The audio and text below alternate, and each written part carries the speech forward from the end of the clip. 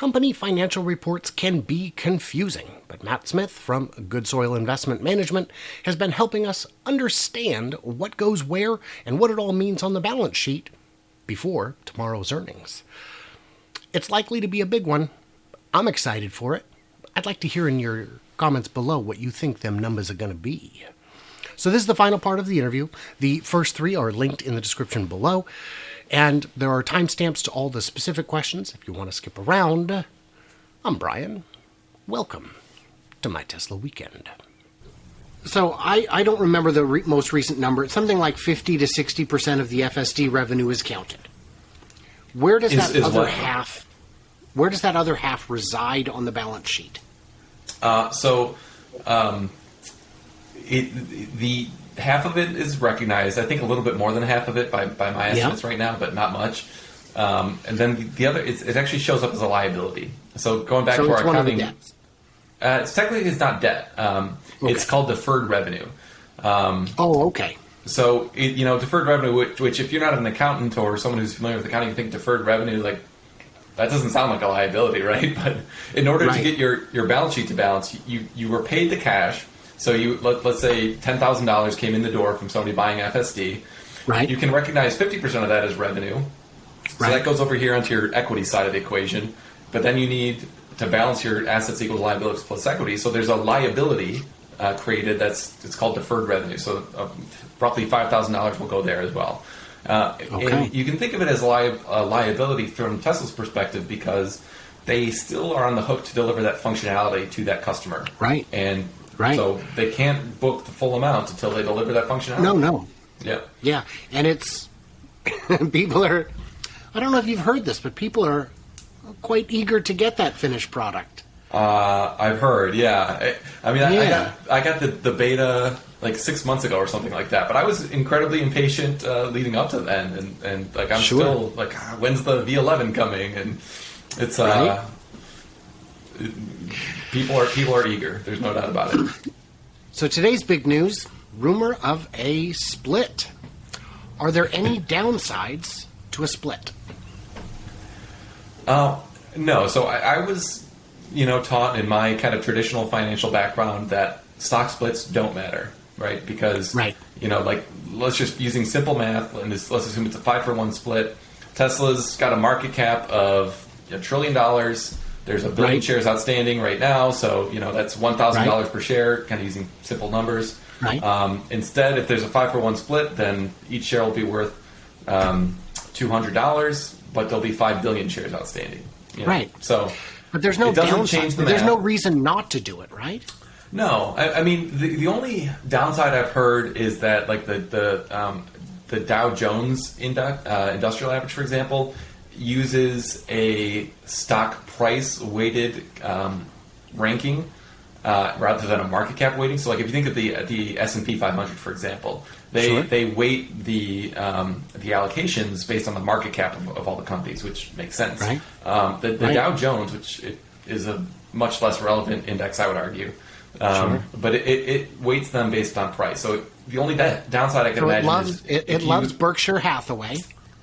Well, Berkshire Hathaway's not in there. I don't think. I haven't looked at the index lately, but you can imagine if Berkshire Hathaway at $400,000 a share right now. If they were added, like that, they would just be the Dow Jones. It'd be the most irrelevant index.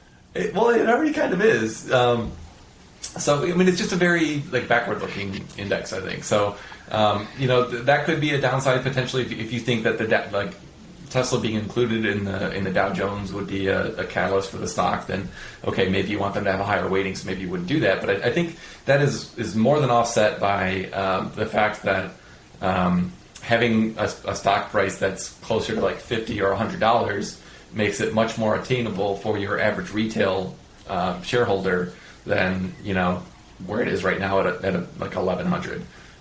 It's just not people generally don't like to own half of a share of something or like 0.2 shares of something. I think maybe younger generations that are using Robinhood or something like that, or maybe a little bit more used to looking at it that way. But I think the majority of retail investors like to own like 100 shares of something, and you can feel really good about owning 100 shares of something. It's psychological. Well, and a lot of self-directed retirement funds do not have fractional shares. Yeah, that's true. So some brokerages won't allow it too. So yep. Yeah, if you've got $500 and you want to invest your $500 every month and buy a Tesla, like you can't right now, unless you're gonna save it up for 2 months and then buy one share and then save it up for 2 months and buy another. And so I have a very small position that I bought that has done okay, and I was thinking about selling it to get some Tesla, but it would get me like 2.5 shares, and I'm like, a little frustrating. I won't ask you to speak in absolutes, but probabilities on this one.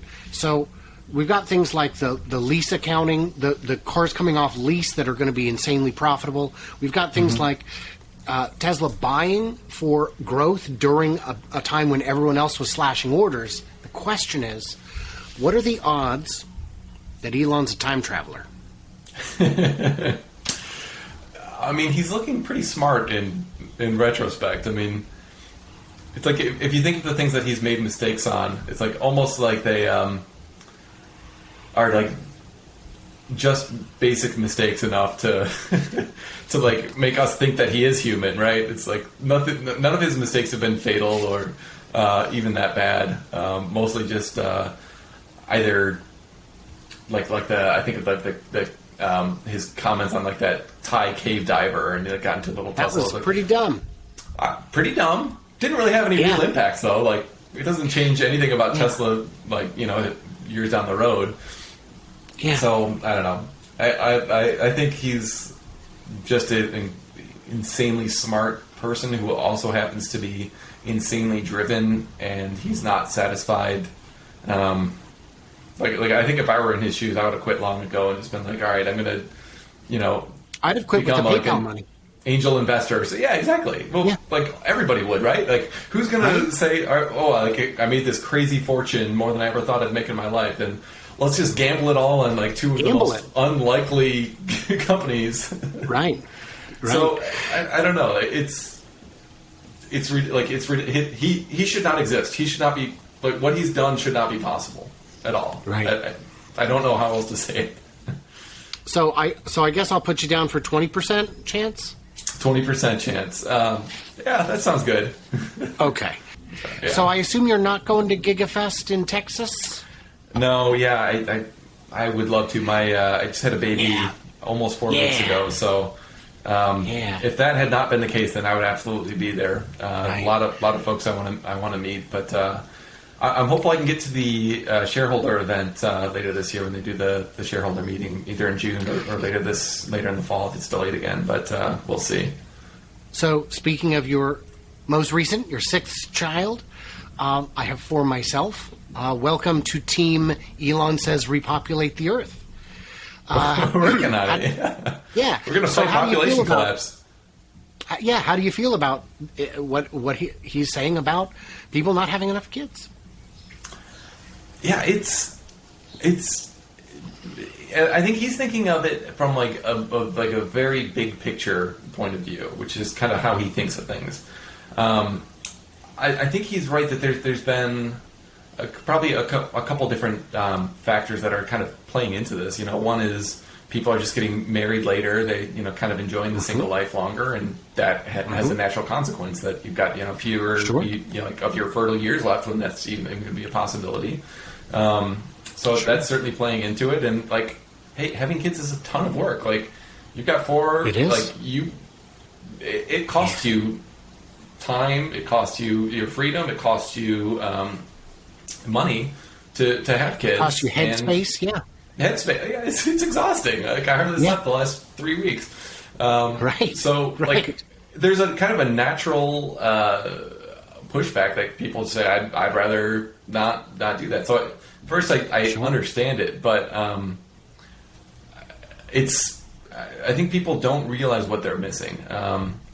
And Elon's concerns of population collapse. I mean, that's not. I'm not having kids to fight population collapse necessarily, but you can kind of imagine. Let's say there's this dystopian view of the world in 60 years. Well, I'm sure going to be glad that I'm going to have kids who are productive at that point that can take care of me as like society's falling apart, right? So there's a little bit of a natural insurance if you're kind of inclined to go down that path. So I don't know. I haven't spent as much time kind of thinking of population collapse as a serious issue. I tend to be shorter term in nature in my thinking than Elon is. I think almost everybody is. But it's a real issue, and I think some of the climate concerns around like birth rates is doing us a tremendous disservice in my mind. Sure, and from what I understand, it's not a shortage of resource at this point that would affect the maximum reasonable population. It's a misallocation of resource. It's a lack of infrastructure. It's a lack of sustainability. And those are all things that can be addressed. And yes, in every developed country, the birth rate is negative. We are below replacement. Yep. Would you like to take a quick second before we go to tell us about good soil investment management? Well, I would. I want to hear your estimate on Q1 first, though. I was kind of curious. We glossed over where you think we're going to be for Q1. I haven't finished. Finished. Okay. Yeah, I'm sorry. I will tweet it at you because I do release it in advance.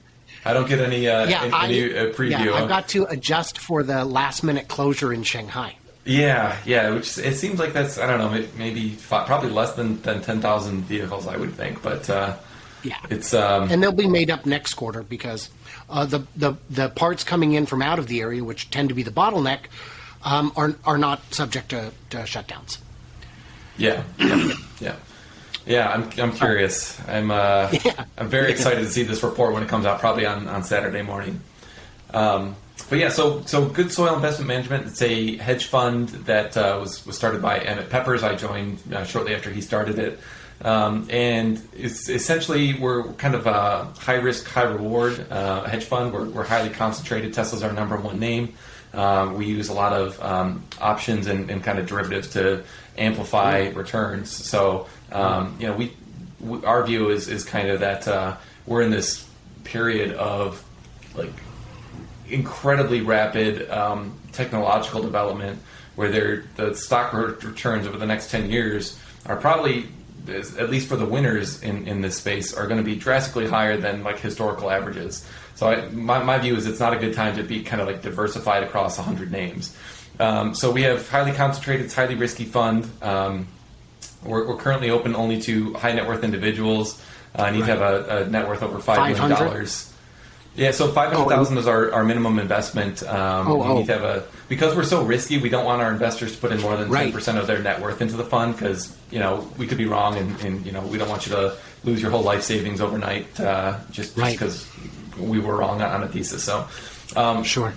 That's kind of what we're doing on the investment side, but then on the kind of social side, Emmett has, when he founded this, he was really concerned about kind of the rising tide of socialism and kind of attacks against capitalism. And so he wanted to kind of go right at the heart of capitalism. Like, people think of hedge funds as incredibly risky or incredibly greedy. Most like hedge funds that are successful out there, the managers will like buy a yacht or like a $40 million house on Fifth Avenue or condo on Fifth Avenue, something like that. And instead of kind of just like keeping outrageous returns and getting those fees to keep for himself, Emmett said, let's set an example where we're going to give 50% of our fees after expenses are paid. We're going to give those to charity. So we have charitable giving as kind of a core aspect of what we're doing. So that's a kind of what we're doing. We really hope that if we're successful, we can be successful in generating really outstanding returns for our investors, but also that we can kind of be helping to be an example for other capitalist organizations out there that, if you've been very fortunate, you've been kind of blessed by capitalism, that you would do your part to kind of lift up those who have been less fortunate in society. Because, I think income disparity and kind of attacks against the rich are natural when there is such a huge disconnect. So I think it's incumbent on those who've been given much to kind of do your part to lift up others as well. So that's a bit about us. Okay. So on Twitter, I certainly can't pronounce it. How would you pronounce your Twitter name? So it's, I started this years ago. I'll put it on the screen. Sort of I'll put it on the screen. Yeah, it's like I've heard it pronounced like Matt Chasm Matt. I don't know, but yeah, just I went if you put it in the chasm. notes, I went it'll. Matt Chasm Mamat, but whatever. Either way, it's on the screen. It's on the screen. You can follow me. You can look us up at Good Soil Invest, I think is the Twitter handle, or look up Emmett at Emmett Peppers. And I really want to thank you for giving me so much of your time. I did not expect it to run this long, but your questions were just that good. I didn't even realize it had been almost an hour. So, no, thanks for having me on, Brian. It was a great conversation, and I'm prone to rambling too, so I'm sure that's part of the issue. All right, well, thank you so much. Thanks. A Cybertruck-sized thank you to my Patreons who get early access, bonus content, an ad-free experience, and help keep the channel running for as little as $1 a month. Thank you, guys. I simply could not do this without you, and I genuinely mean that. YouTube famously pays very poorly for ads, especially on channels the size of mine. So what did I miss or misunderstand? Stay tuned, stay juicy, and I simply cannot wait to hear from you clever robots on our record-breaking quarter we find out about tomorrow. Again, post your numbers below. I'm very curious to hear what you think it's going to be.